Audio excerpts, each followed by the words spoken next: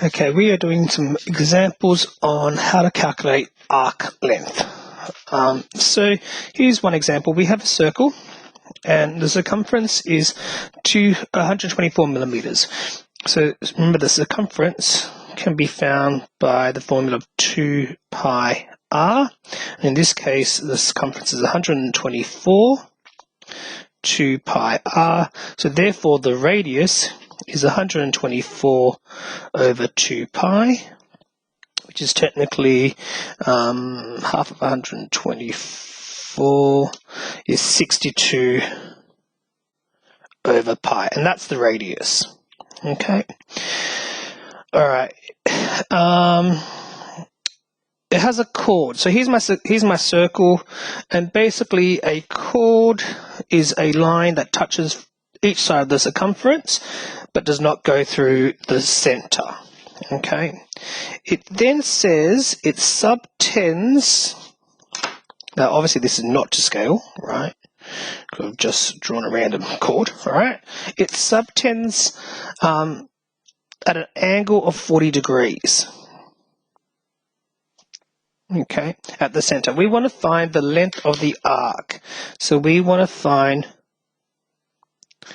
this length, and we're going to call it L.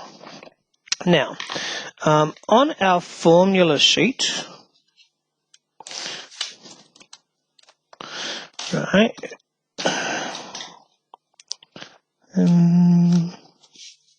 here we go. On our formula sheet, we have the arc length, but this is in degrees. Well, that's okay. We can use that because this example is in degrees. So the arc length, arc length is, which is L, right? It's theta over 360 times 2 pi r. Okay.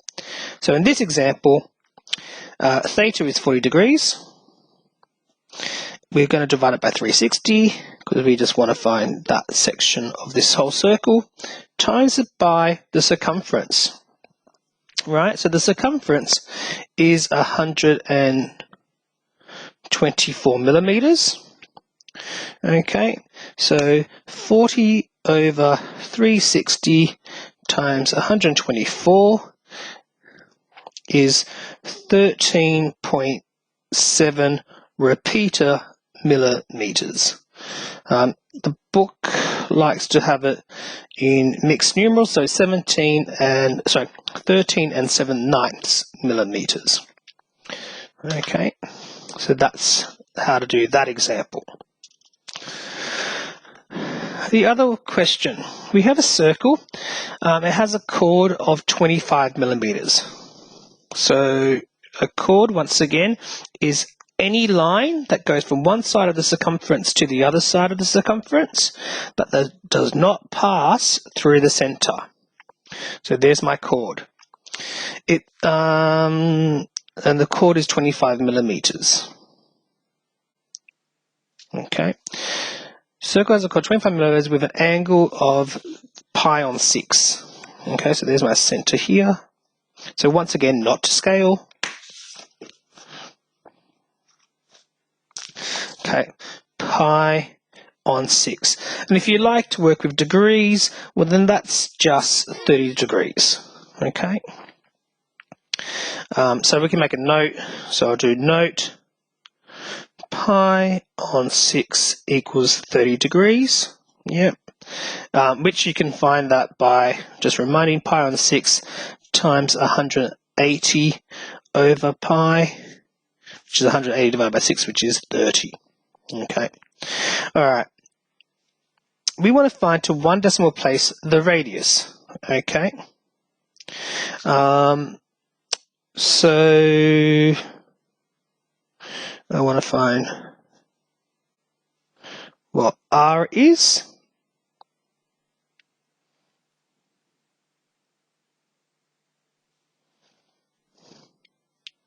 Okay, so in this situation,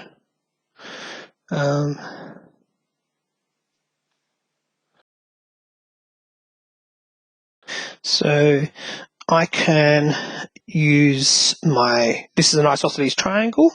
So I've got 180 minus 30 divided by 2, I get 75.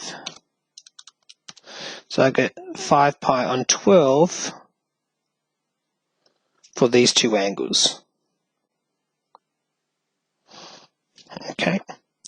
So what I can do is I can use the sine rule to find r.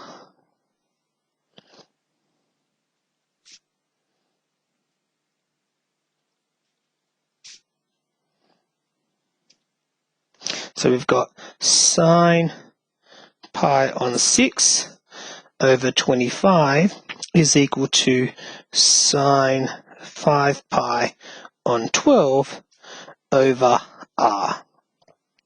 So r is 25 sine 5 pi on 12 over sine pi on 6.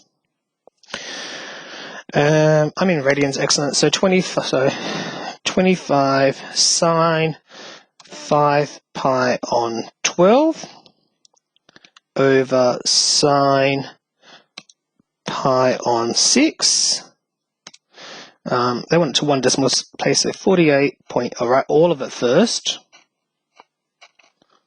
and then I round, 48.3, and we are in millimeters. Alright, so I'm going to save that, I'm going to store that for A, okay. We now, second part, we want to find what the length of the arc, so we want to find what that is. Okay, well, I now know what r is. I'm going to use my formula. So once again, so my arc length on the formula sheet is in degrees. Okay, so I'm going to write it down.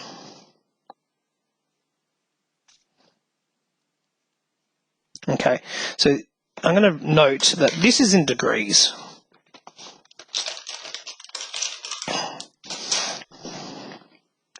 The problem is I don't have my solution in degrees.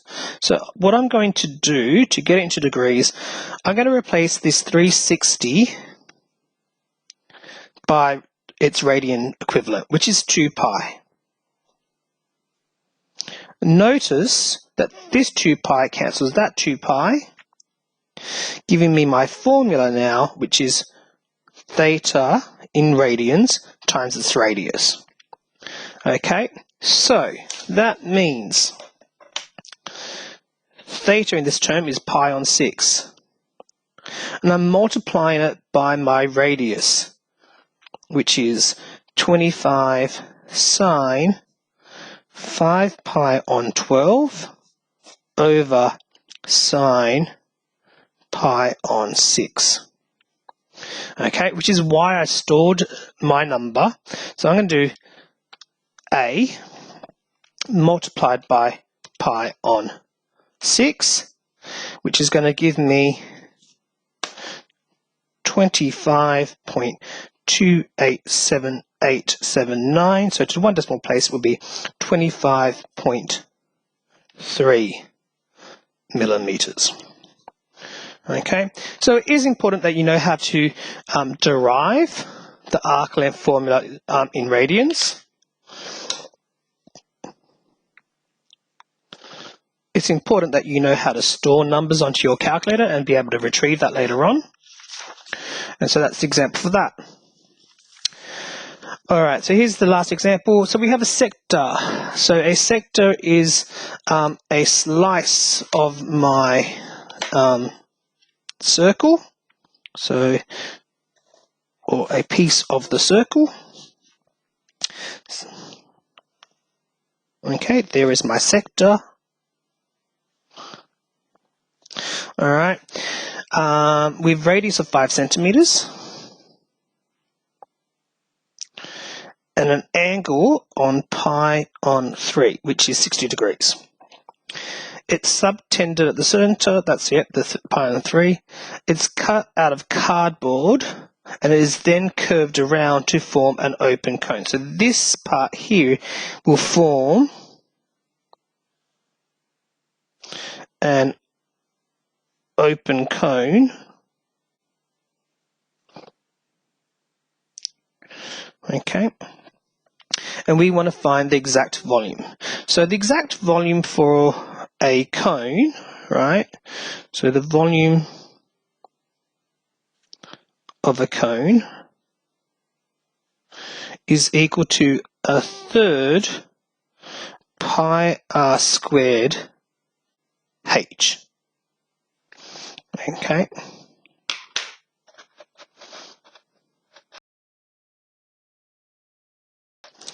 So there's a few steps that we need to do before we can start to use this. Okay. So the one thing I want to find is maybe I want to find the circumference of my circle, of my cone, right?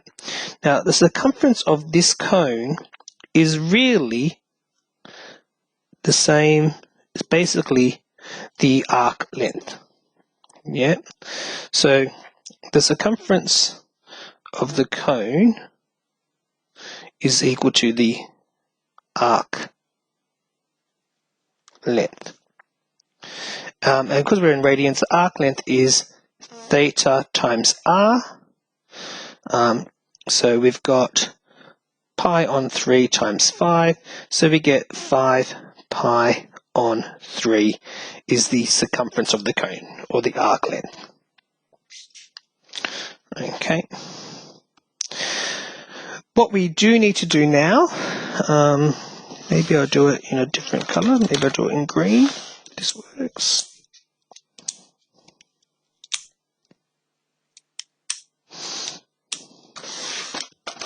Okay.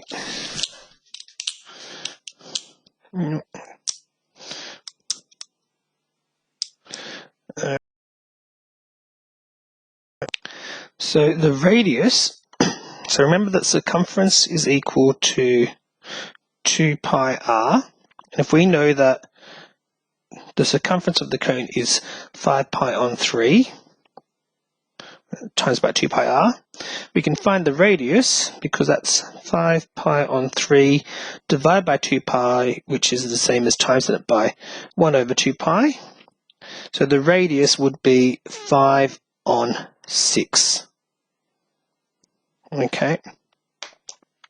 So if we were to use this formula, we've got 1/3 pi, the radius is 5 on 6 squared, and now we need to figure out the height.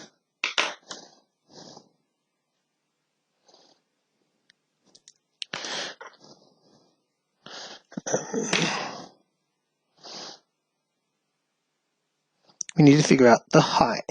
Okay.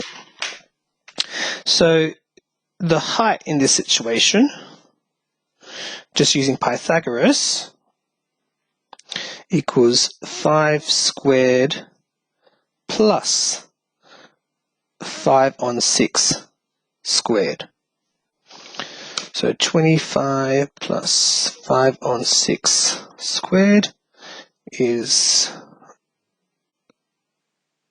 oh, sorry, that should be minus, because I've got the hypotenuse, I need to minus it, sorry.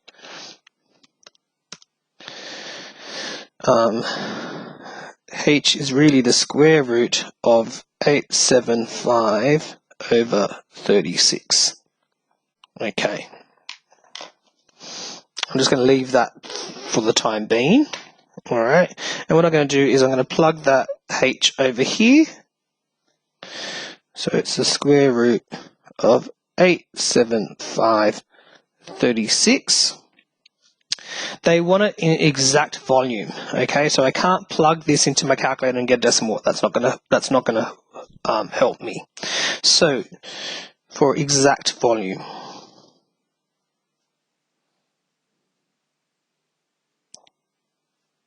alright, so I'm just going, the third stays the same. That's pi on 1. So I'm going to square this is 25 36. Okay, now the square root Well, the square root of 36 is 6. 875 divided by 25. So this is 5 root 35. Okay. Multiplying the tops together.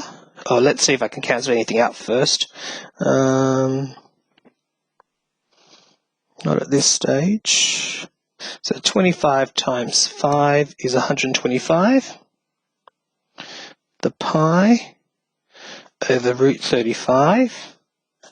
And then I've got 3 times 36 times 6 gives me 648. That's we're in centimeters cubed. Okay, and that's our final answer in exact volume. Okay, so there's quite a few steps. So remember, so we basically we've got a sector, we're going to curve that around to make a cone. So the circumference of the cone is the arc length. I can use that to find my radius. I then use my radius and the slant height of my cone to find my perpendicular height. I use all three things to use in the formula for the volume of a cone. Okay, good luck.